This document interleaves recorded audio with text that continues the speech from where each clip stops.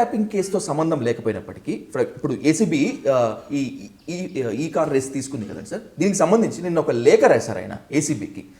నా ఫోన్ నేను మీకు ఇవ్వను, నా వ్యక్తిగత స్వేచ్ఛ భంగము, ఇంతకుముందు నేను వాడిన ఫోన్ ఎక్కడుందో కూడా నాకు తెలియదు అనేటువంటిది. సో పౌరుడిగా నా ప్రాథమిక హక్కులకు భంగము అని చెప్పి ఏసీబీకి కానీ లేదంటే కనుక ఇన్వెస్టిగేషన్ ఏజెన్సీకి కానీ నా ఫోన్లు ఇవ్వను అనేంత సీన్ ఉంటుందా? కవిత గారు కూడా లిక్కర్ కేసులో ఇదే మాట అన్నట్టు గుర్తు, కానీ తర్వాత తను వాడిన ఫోన్లు మొత్తాన్ని కవర్లో తీసుకొని చూపించి హ్యాండ్ ఓవర్ చేసింది.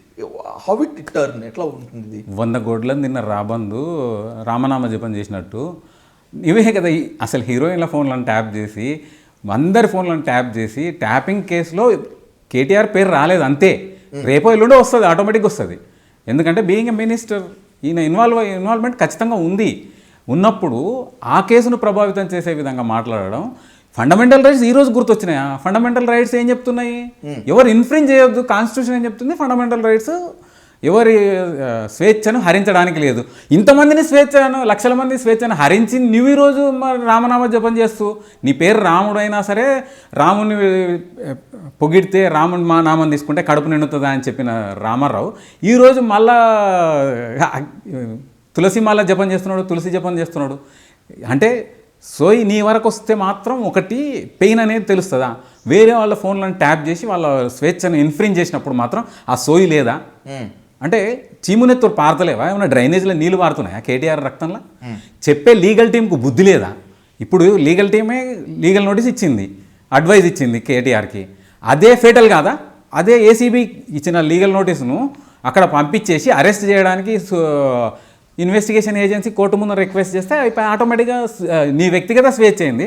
నువ్వు బయట తిరుగుతున్నావు ఆంబోతులాగా, పోరంబోకులాగా నువ్వు బయట తిరుగుతున్నావు, ఆంబోతులాగా తిరుగుతున్నావు, లోపల పడేయండి అని కోర్టు ఆర్డర్ ఇస్తుంది.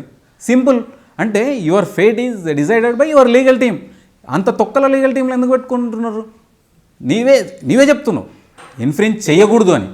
ఒకవైపు నువ్వు లక్షల మంది ఫోన్లను ఇన్ఫ్రింజ్ చేసి నువ్వే చెప్పి నువ్వే ఇరుక్కుంటున్నట్టు. Admitted fact need not be proved. అదే లీగల్ నోటీస్ కాపీని ఏసీబీ టెలిఫోన్ ట్యాపింగ్ కేసులో పంపించేసి మిగతా వాళ్ళని అరెస్ట్ చేయమనండి. ఈయన రోల్ వచ్చినప్పుడు ఈయన కూడా అరెస్ట్ చేయమనండి.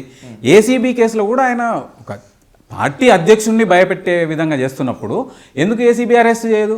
అరెస్ట్ చేయండి. ఏమన్నా కొమ్ములున్నాయి ఆయనకు? లేకపోతే ఆయన బ్లడ్లో ఏమైనా బ్లూ బ్లడ్ ఉందా? ఆయన దమనుల్లా సిరల్లా బ్లూ బ్లడ్ ఏమైనా తిరుగుతుందా? ఏమైనా కాన్స్టిట్యూషన్కి అతీతుడా? కాదు కదా. ప్రభాకర్ రావు గారు అమెరికాలో ఉన్నంత వరకు ఆయన ఇండియాకు వస్తే ఫోన్ ట్యాపింగ్ కేసు కీలకమైన మలుపు తీసుకుంటుంది అని చెప్పి అన్నారు. ప్రభాకర్ రావు గారు వచ్చారు, 2-3 సార్లు విచారణకు వెళ్ళారు.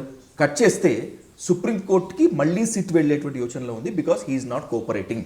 సో ప్రభాకర్ రావు గారికి మీరు ఇచ్చినటువంటి రిలాక్సేషన్స్ తీసేయమని చెప్పి, ఒకవేళ సుప్రీంకోర్టు కనుక సిట్ అప్పీల్ని పరిశీలిస్తే మళ్ళీ సంచలనాలు ఏమైనా వచ్చేటువంటి ఛాన్స్ ఉంటుందా? అవసరం లేదు, సుప్రీంకోర్టు కావాల్సిన అవసరం లేదు సార్. మీ కేసు వేరు, నా కేసు వేరు. మీకు జరిగిన ఇన్ఫ్రింజ్మెంట్ వేరు, నాకు జరిగిన ఇన్ఫ్రింజ్మెంట్ వేరు. సినిమా యాక్టర్లకు జరిగిన ఇన్ఫ్రింజ్మెంట్ వేరు, వ్యాపారులకు జరిగిన ఇన్ఫ్రింజ్మెంట్ వేరు, ఎమ్మెల్యేలకు జరిగిన, ఆ టైంలో ఎమ్మెల్యేలకు జరిగిన. పర్టికులర్గా ఒక్క కేసులో ఎందుకు ఇన్వెస్టిగేషన్ చేస్తున్నారు? ఇప్పుడు కనీసం ఎవరి కేసులు వాళ్ళకి కట్టాలి కదా. కాజ్ ఆఫ్ యాక్షన్ వేరే కదా, different cause of action, different places. నల్గొండలో జరిగినవి, మహబూబ్నగర్లో జరిగినాయి, వరంగల్ జరిగినాయి.